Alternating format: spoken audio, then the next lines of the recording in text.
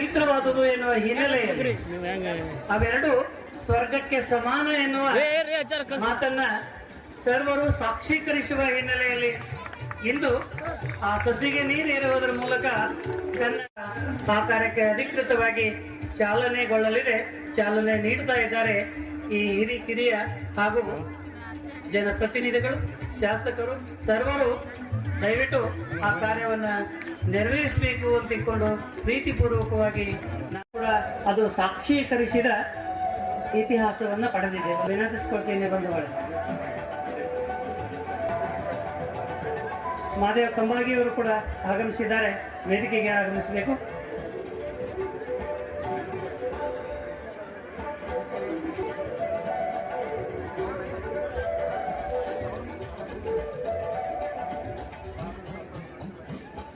ಬಂಧುಗಳೇ, ನಿಮ್ಮ ಪ್ರೀತಿಯ ಮನಸ್ಸು ಯಾವಾಗಲೂ ಕೂಡ 110 ವರ್ಷಗಳ ಇತಿಹಾಸವನ್ನು ಹೊಂದಿದ ಈ ಸಾಹಿತ್ಯ ಬೆಂಬಲವಾಗಿದೆ ಅಂತ ಸ್ವಾತಂತ್ರ್ಯವನ್ನ ಕಸಿಯುತ್ತೆ ಅಂದಾಗ ವೀರಬಲ್ಲಾಳನನ್ನ ಧಿಕ್ಕರಿಸಿ ಹಂಪೆಗೆ ಬಂದ ಭಕ್ತ ಕವಿ ಹರಿಹರ ಕೂಡ ನನ್ನ ಎದುರುಗಡೆ ಇವತ್ತು ಪ್ರತಿಭಟನೆಯ ಸಂಕೇತವಾಗಿ ಕಾಣ್ತಾ ಇದ್ದಾನೆ ಅಂತೇಳಿ ನಾನು ಅನ್ಕೊಂಡಿದ್ದೇನೆ.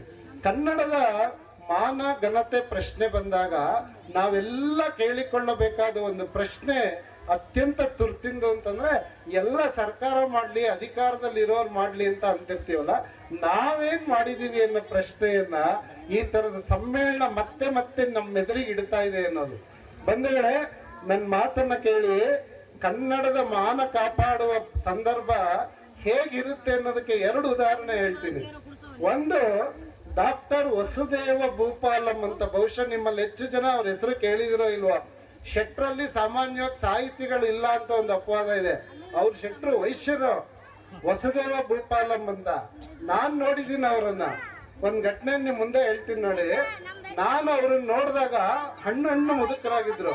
ಸರ್, ವಸುದೇವ ಭೂಪಾಲಂ ಅವರಲ್ವಾ ನೀವು ಅಂತ ಕೇಳಿದೆ. ನಿನ್ಗೆ ಹೆಂಗ್ ಗೊತ್ತು ನಾನು ಅಂತ ಕೇಳಿದ್ರು. ಜಯನಗರದಲ್ಲಿ ಒಂದ್ ಕಡೆ ಕೂತಿದ್ರು. ಸರ್, ದೇವರು ಸತ್ತ ಅಂತ ಒಂದು ಪುಸ್ತಕ ಬರೆದಿದ್ರಿ ಅಲ್ವಾ ನೀವು ಅಂತ ಕೇಳಿದೆ. ಹಾ ಹೌದು ಅಂದ್ರೆ. ನಾನ್ ಕೇಳಿದೆ, ದೇವರು ಸತ್ತ ಅಂದ್ರೆ ಬಹುಶಃ ನಿಮಗ್ ದೇವರಲ್ಲಿ ನಂಬಿಕೆ ಇಲ್ಲ ಅನ್ಸುತ್ತೆ, ಅದಕ್ಕೆ ಹೆಂಗ್ ಬರ್ದಿದ್ದೀರಾ?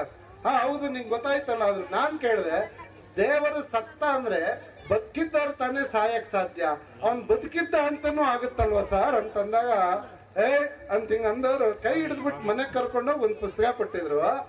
ನಾನ್ ಹೇಳಿದ ಅವ್ರನ್ನ ಭೇಟಿ ಮಾಡಿದ ಘಟನೆ ಅಲ್ಲ, ಮುಂದೆ ಹೇಳೋ.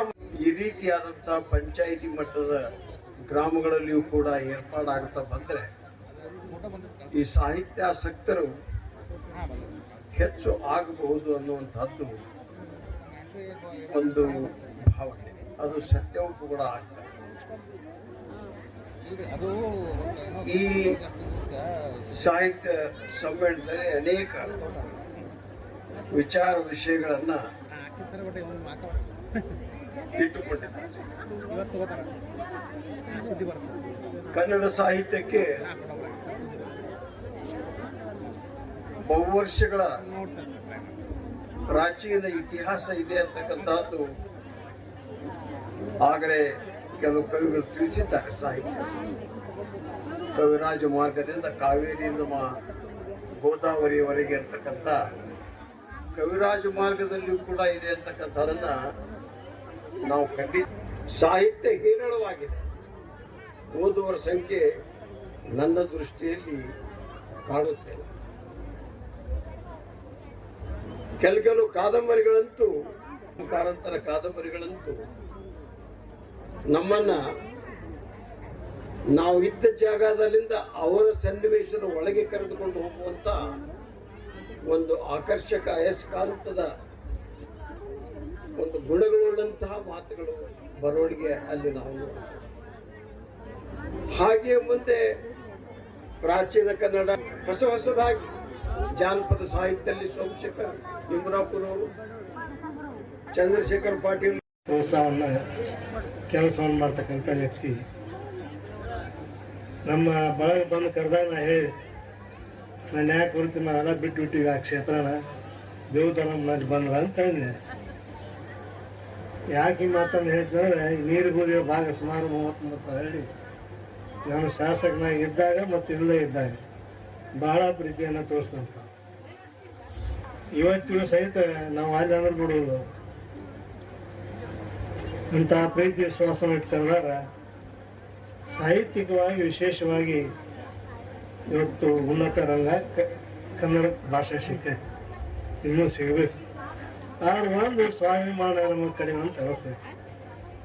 ಒಬ್ಬ ಮರಾಠಿ ಮನುಷ್ಯ ನಮ್ಮ ಕಂಡಕ್ಟರ್ಗೆ ಮರಾಠಿ ಮಾತಾಡೋದಿದೆ ಬಡದಾಗ ನಮ್ಮ ಪ್ರತಿಭಟನೆ ಅಷ್ಟು ಜೋರಾಗಿಲ್ಲ. ನಾ ರಾಜಕೀಯವಾಗಿ ವಿಷಯ ಮಾತಾಡೋದು, ಯಾಕಂದ್ರೆ ಏನಾರ ಮಾತಾಡಿದ್ರೆ ವಿಷಯ ಭಾಳ ಸೂಕ್ಷ್ಮ. ಮಾತಾಡಿ ಬಿಜೆಪಿ ಅಂದ್ರೆ ಕಾಂಗ್ರೆಸ್ ಟೀಕೆ ಮಾಡ್ಕೊಂತಾರೆ, ಕಾಂಗ್ರೆಸ್ ಅಂದ್ರೆ ಬಿಜೆಪಿ ಟೀಕೆ ಮಾಡೋದು. ಇದು ಟೀಕಾತೀತ ಮತ್ತು ರಾಜಕೀಯೇತರವಾಗಿ ನಡೆದಿದೆ. ಒಬ್ಬ ಮನುಷ್ಯ ನಮ್ಮ ಕನ್ನಡವನ್ನು ಟೀಕೆ ಮಾಡಿ ಕನ್ನಡ ಮರಾಠಿ ಮಾತಾಡಿ ಬಡ್ದಾಗ ಬೆಂಗಳೂರು ನಿಂತು ಪ್ರತಿಭಟನೆ ಮಾಡ್ತಕ್ಕಂಥ ಕೆಲಸ ನಮ್ಮಲ್ಲಿ ಅದರ ಪ್ರಭಾವ ಭಾಳ ಕಡಿಮೆ ಆಗೈತಿ ಅಂತ ತಿಳ್ಕೊಂಡು ಆಗಿದ್ದು ನಮ್ಮ ಭಾಗದಾಗ ಉತ್ತರ ಕರ್ನಾಟಕದಾಗ ನಿಪ್ಪಾಣಿ ಆಗಿರ್ಬೋದು, ಬೆಳಗಾವಿ ಇರ್ಬೋದು. ಅದಕ್ಕೆ ಇಂಥ ಸಾಹಿತ್ಯ ಸಮ್ಮೇಳನಗಳು ಕನ್ನಡವನ್ನು ಉಳಿಸಿ ಬೆಳೆಸುವ ಜೊತೆಗೆ ಭಾವನಾತ್ಮಕವಾಗಿ ನಾವು ಕನ್ನಡಕ್ಕೆ ಏನಾದರೂ ಆದಾಗ ಸ್ಪಂದನೆಯನ್ನು ಮಾಡಬೇಕು. ಗೋಕಾಕ್ ಚಳವಳಿ ಮಾಡೋದ್ಮೇಲೆ ನಮಗೇನು ಗೊತ್ತಾಗಿಲ್ಲ, ಆದರೆ ಎಲ್ಲರೂ ಮಾಡ್ತಾರೆ, ನಾವು ಮಾಡ್ತಿದ್ದೇವೆ. ಪೂರ್ತಿ ಬಿಡಿಸಿದಾಗ ಕನ್ನಡದ ಬಗ್ಗೆ ಮಹತ್ವ ಗೊತ್ತಾಗ. ಹಂಗೆ ಪ್ರತಿಯೊಬ್ಬರಿಗೂ ಇದು ಕನ್ನಡ, ಅದರ ಭಾಷೆ, ನೆಲ, ಜಲ, ಅದರ ಬಗ್ಗೆ ನಮಗೆ ತಿಳುವಳಿಕೆಯನ್ನು ಕೊಡ್ತಕ್ಕಂಥ ಈ ಸಾಹಿತ್ಯ ಸಮ್ಮೇಳನ ಆಗಬೇಕು. ಅದರ ಜೊತೆಗೆ ಹೊಸ ಹೊಸ ಸಾಹಿತಿಗಳಿಗೆ ಅವರ ಬೆಳೆಸುವಂಥ ಕಾರ್ಯಕ್ರಮ ಇದು ಆಗಬೇಕು. ಆ ದಿಶೆಯೊಳಗೆ ನಾ ಜಾಸ್ತಿ ಮಾತಾಡಕ್ಕೆ ಹೋಗುದು ಒಳಗೊಳ್ಳಕ್ಕೆ ಸಾಧ್ಯ ಆಗೋದಿಲ್ಲ. ಅಲ್ಲಿ ನೋಡಿದಾಗ ವಿದ್ಯಾರ್ಥಿಗಳು, ಶಿಕ್ಷಕರು ಒಂದು 100ಕ್ಕೆ 90 ಭಾಗ ಇರ್ತಾರೆ. ಇನ್ನುಳಿದವರು ಕುತೂಹಲಕ್ಕೆ ಬಂದವರು ಇರ್ತಾರೆ. ಇಲ್ಲಿ ಇಡೀ ಗ್ರಾಮ, ನೆರೆಯ ಗ್ರಾಮದ ಮತ್ತೆ ಇನ್ನೂ ಅತ್ಯಂತ ಹೆಚ್ಚಿನ ಸಂತೋಷ ಅಂದ್ರೆ ಹೆಣ್ಮಕ್ಳ ಸಂಖ್ಯೆ ಇಲ್ಲಿ ಜಾಸ್ತಿ ಇದೆ, ಈ ಕಡೆ ಭಾಗಕ್ಕಿಂತ ಈ ಕಡೆ ಭಾಗದಲ್ಲಿ. ಇದು ನಿಜವಾಗ್ಲೂ ಕೂಡ ಕನ್ನಡ ಕಟ್ಟುವ ಕೆಲಸದಲ್ಲಿ ಈ ಸಾಹಿತ್ಯ ಸಮ್ಮೇಳನ ಒಂದು ದಿಕ್ಸೂಚಿ ಆಗತ್ತೆ ಅಂತ ನಾನು ಭಾವಿಸ್ತೀನಿ. ಏನು ಕನ್ನಡ ಉಳಿತಾ ಇಲ್ಲ ಅಥವಾ ಕನ್ನಡಕ್ಕೆ ತೊಂದರೆ ಆಗ್ತಿದೆ, ಈ ತರ ನೆತ್ಯಾತ್ಮಕವಾದ ಮಾತುಗಳನ್ನ ಆಡೋವರಿಗೆ ಈ ಸಮ್ಮೇಳನ ಉತ್ತರ ಕೊಡುತ್ತೆ ಅಂತ ಭಾವಿಸ್ತೀನಿ. ಯಾಕೆಂದ್ರೆ ಕನ್ನಡ ಬೆಳೆಸೋದು ಅಂದ್ರೆ ಅದನ್ನ ಬಳಸೋದು ಅಂತ ಅರ್ಥ.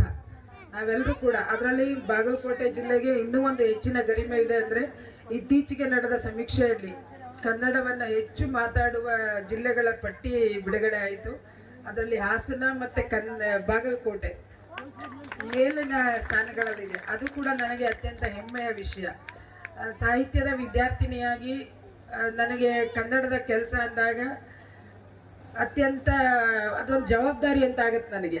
ಅದೊಂದು ಜವಾಬ್ದಾರಿ, ಅದ್ರಲ್ಲಿ ನಾನು ಇರಬೇಕು, ಮತ್ತೆ ನನ್ನ ಕೈಲಿ ಏನಾಗತ್ತೆ ಅದನ್ನ ಮಾಡಬೇಕು ಅಂತ. ಯಾಕಂದ್ರೆ ಬೇರೆಯವ್ರಿಗಿಂತ ನಮ್ಗೆ ಇನ್ನೂ ಹೆಚ್ಚಿನ ಜವಾಬ್ದಾರಿ ಇದೆ ಅಂತ ನನಗೆ ಕನ್ನಡ ಕಲಿಸಿಕೊಟ್ಟ ಗುರುಗಳು ಹೇಳ್ಕೊಟ್ಟಿರ್ತಾರೆ. ಅದನ್ನ ನಾನು ಯಥಾವತ್ತಾಗಿ ಎಲ್ಲಿ ಸಾಧ್ಯವೋ ಅಲ್ಲಿ ಮಾಡ್ತಾ ಇರ್ತೀನಿ. ಯಾಕಂದ್ರೆ ಅಂತ ಒಂದು ಮಹತ್ವದ ಭಾಷೆ ನಮ್ದು. ಇಡೀ ಭಾರತೀಯ ಭಾಷೆಗಳಲ್ಲೇ ಕನ್ನಡ ಭಾಷೆಗೆ ಅತ್ಯಂತ ಹೆಚ್ಚಿನ ಮಹತ್ವದ ಸ್ಥಾನ ಇದೆ. ಅದು ಸುಮ್ಮನೆ ಬಂದಿದ್ದಲ್ಲ, ಅದರ ಸಮೃದ್ಧತೆಯಿಂದ ಬಂದಿರೋದು. ನಮ್ಮ ಸಾಹಿತಿ ಪರಂಪರೆಗಳನ್ನ ನೋಡಿದಾಗ, ಈಗಾಗಲೇ ಮಾತಾಡುವಾಗ ನಂಜಯ್ಯಮಠ್ ಸರ್ ಆಗ್ಲಿ ಮತ್ತೆ ಉದ್ಘಾಟನಾ ನುಡಿಗಳನ್ನಾಡಿದ ಸತ್ಯನಾರಾಯಣ ಅವರಾಗ್ಲಿ ಹೇಳಿದ್ರು ಎಂತ ಒಂದು ಮಹತ್ವದ ಪರಂಪರೆ ಇದೆ ಅಂತ.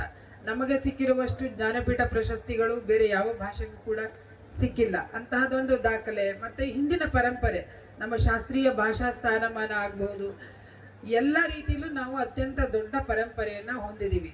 ಈ ಒಂದು ಸಮ್ಮೇಳನಗಳು ಸಂಸ್ಕೃತಿ ಮತ್ತೆ ಭಾಷೆಯನ್ನ ಉಳಿಸುವ, ಕಟ್ಟುವ ಕೆಲಸದಲ್ಲಿ ಯಾವತ್ತರ ಉದ್ದೇಶ ನಮ್ಮ ಭಾಷೆ ಮತ್ತೆ ನಮ್ಮ ಪರಂಪರೆ, ನಮ್ಮ ಸಂಸ್ಕೃತಿಯನ್ನ ಸರ್ವರನ್ನು ಸ್ಪರ್ಶಿಸುವಂತದ್ದು ಮತ್ತೆ ಅದನ್ನ ಮುಂದುವರಿಸುವಂತದ್ದು.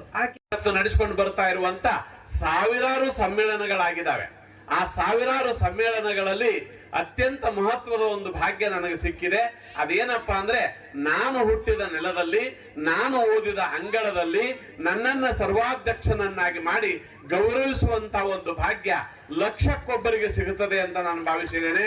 ಅಂತ ಭಾಗ್ಯವನ್ನು ಒದಗಿಸಿಕೊಟ್ಟಿರುವಂತ ಶಿವಾನಂದ್ ಸಲ್ಲಿಕೇರಿಯವರ ಬಳಗಕ್ಕೆ, ನೀರು ಬೂದಿ ಹಾಳದ ನನ್ನ ಸ್ನೇಹಿತ ಬಳಗಕ್ಕೆ ನಮ್ಮ ಯಾಕೊಳ್ಳಿಯವರನ್ನ ನಾವು ಸಮ್ಮೇಳನಾಧ್ಯಕ್ಷರನ್ನ ಮಾಡೋದಾದ್ರೆ ನಾವಿಲ್ಲಿ ಜಿಲ್ಲಾ ಸಮ್ಮೇಳನವನ್ನ ನಿಮಗೆ ಮಾಡಿಕೊಡ್ತೇವೆ ಅಂತೇಳಿ ನಮ್ಮ ಗೊಡಚಿ ಸರ್, ಪಾಟೀಲ್ ಸರ್ ಅವರು, ಎನ್ ಪಾಟೀಲ್ ಅವರು, ಈ ಎಲ್ಲ ಗೆಳೆಯರು ಸೇರ್ಕೊಂಡು ಅವರ ಹಿಂದೆ 4-5ನೇ ಶತಮಾನದೊಳಗೆ ಅಂದ್ರೆ 1617 ವರ್ಷಗಳ ಹಿಂದೆ ಕನ್ನಡ ರಾಜ್ಯದ ಸ್ಥಾಪನೆ ಮಾಡಿದವರು ಇಮ್ಮಡಿ ಪುಲಕೇಶಿ ಅವರು ಅನ್ನುವಂಥ ಮಾತನ್ನು ಸ್ಪಷ್ಟವಾಗಿ ಹೇಳಿ ಕೇಳ್ತೀನಿ.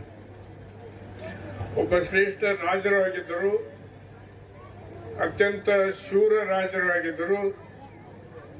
ರಾಜ್ಯವನ್ನ ಇಡೀ ದೇಶದವರೆಗೆ ವಿಸ್ತಾರ ಮಾಡುವಂತ ಶಕ್ತಿವಂತ ರಾಜ್ಯವಾಗಿತ್ತು. ಇವತ್ತಿಗೂ ನಮ್ಮ ಮಧ್ಯೊಳಗೆ ಪಳಿಗಳು ಬಿಟ್ಟು ಹೋಗಿರುವಂತ ನಮ್ಮ ಐವಳ್ಳಿ ಪಟ್ಟದಕಲ್ಲು, ಬಾದಾಮಿಯ ಗುಹೆಗಳು, ಹೀಗೆ ಹಲವಾರು ಸ್ಥಳಗಳನ್ನ ಇವತ್ತು ಕಟ್ಟಿ ಈ 15, 16, 17 ವರ್ಷಗಳ ನಂತರ ಸಹಿತ ನಮ್ಮ ಮಧ್ಯದೊಳಗೆ ಅವು ಜೀವಂತವಾಗಿದೆ ಅನ್ನುವಂಥ ಮಾತನ್ನು ಹೇಳಲಿಕ್ಕೆ ಇಚ್ಛೆ ಮಾಡ್ತೀನಿ. ನಾನು ಅನೇಕ ಸಾಹಿತಿಗಳಾಗಿ ಹೋಗಿದ್ದಾರೆ ನಮ್ಮ ಭಾಗದೊಳಗೆ. ವಾಸುದೇವಾಚಾರ್ಯರು ಜಾನಪದದಲ್ಲಿ ಮೊಟ್ಟ ಮೊದಲ PhD ಮಾಡಿದವರು ನಮ್ಮ ಜಿಲ್ಲೆಯವರೇ ಆದ BS ಗದಿಗಿಮಠ ಅವರು, ಅದನ್ನ ಶ್ರೀ BM ಹೊರಕೇರಿ ಅವರು, ಮಾಳ್ವಾಡ್ ದಂಪತಿಗಳು, ಕಂದಗಲ್ ಹನುಮಂತರಾಯರು, BB ದುತ್ತುರ್ಗಿಯವರು, ಕಾದಂಬರಿ ಸಾಮ್ರಾಟ ಕೃಷ್ಣಮೂರ್ತಿ ಪುರಾಣಿಕರು, ಇತ್ತೀಚಲಾಗಿ ನಮ್ಮ ಬೆಳಗಿಂದ ಪ್ರಸಿದ್ಧಿಯನ್ನ ಪಡೆದವರು ಇಟ್ಟಣ್ಣವರು, ಪ್ರೊಫೆಸರ್ ಇಟ್ಟಣ್ಣವರು, ಆನಂತರ ಸಿದ್ದಪ್ಪ ಬಿದಿರಿ ಅಂತ ತಿಳ್ಕೊಂಡು ಅಕ್ಷರ ದ್ರೋಹಿ ಅಂದ್ರೆ ಅವಾಗ ಏನು ಹೆಬ್ಬಟ್ಟಿನವ ಆ ಮನುಷ್ಯ ಕನಿಷ್ಠ ಒಂದು ಇಷ್ಟು ಚತುರದನವ, ಇಷ್ಟು ಮೆಮರಿ ಇದೆ ಒಂದು. ಇಲ್ಲೇ ಕುಂತಲ್ಲಿ ಯಾವ್ದಾದ್ರ ಮೇಲೆ ಪದ ಕಟ್ಟಿ ಮತ್ತೆ ಅದನ್ನ ಹೊಳ್ಳಿ ರಿಪೀಟ್ ಮಾಡಿ ಬರೆಸುವಂತ ಕಲೆಯನ್ನ ಆ ಮನುಷ್ಯ ಹೊಂದಿದ್ದಾನೆ. ಅದನ್ನ ಮೆಚ್ಚಲೇಬೇಕು ನಾವು. ಅದು ಅವನ ಈ ಸಾಹಿತ್ಯದೊಳಗೂ ಅನೇಕ ಪ್ರಕಾರಗಳ ದಲಿತ ವೈರಿಗಳ ದೃಷ್ಟಿಯನ್ನು ಉಳಿದು ಇದು ಎಲ್ಲಿ ಐತಪ್ಪ ಅಂದ್ರೆ ಹೆಚ್ಚು ಕಲ್ತವ್ರೊಳಗಿದೆ. ಆಮೇಲೆ ಹಿಂದೆ ನಾವು ಹಳ್ಳಿ ಒಳಗೆ ಇರ್ತಿದ್ವಿ. ಹೆಂಗಿರ್ತಿದ್ವಿ, ಯಾವುದೇ ಸಮಾಜದಲ್ಲಿ ನಮ್ಮ ದಲಿತ ಕುಟುಂಬದವ್ರು ಹಿಡ್ಕೊಂಡು ದೊಡ್ಡ ಲಿಂಗಾಯತ್ ಕುಟುಂಬದವ್ರಿಗೆ ಹೋದ್ರೆ ಎಲ್ಲರೂ ಕಾಕ, ಚಿಕ್ಕಪ್ಪ, ಮಗ, ಅದು ಮಾಮ ಅಂತ ಮಾತಾಡ್ತಿದ್ವಿ. ಇವತ್ತು ಹಿಂದೂ ಮುಸ್ಲಿಮರು ಹಿಂದೂಗಳ ಹಬ್ಬವನ್ನು ಅವರು ಆಚರಣೆ ಮಾಡ್ತಿದ್ರು, ಆ ಮುಸಲ್ಮಾನರ ಹಬ್ಬವನ್ನು ನಾವು ಆಚರಣೆ ಮಾಡ್ತಿದ್ವಿ. ಇವತ್ತು ರಾಜಕೀಯ ಹೊಕ್ಕು ಎಲ್ಲಾ ಮನುಷ್ಯರಲ್ಲಿ ವೈರತ್ವ ಭಾವನೆಯನ್ನು ಮೂಡಿಸ್ತಾ ಇದ್ದೀವಿ ನಾವು ರಾಜಕಾರಣಿಗಳು. ನಾನೊಂದು ಪ್ರಶ್ನೆ ಕೇಳ್ತೀನಿ. ಅನೇಕ ನಿನ್ನೆ ಅಸೆಂಬ್ಲಿಗೂ ಮಾತಾಡಿದೆ. ನಾನು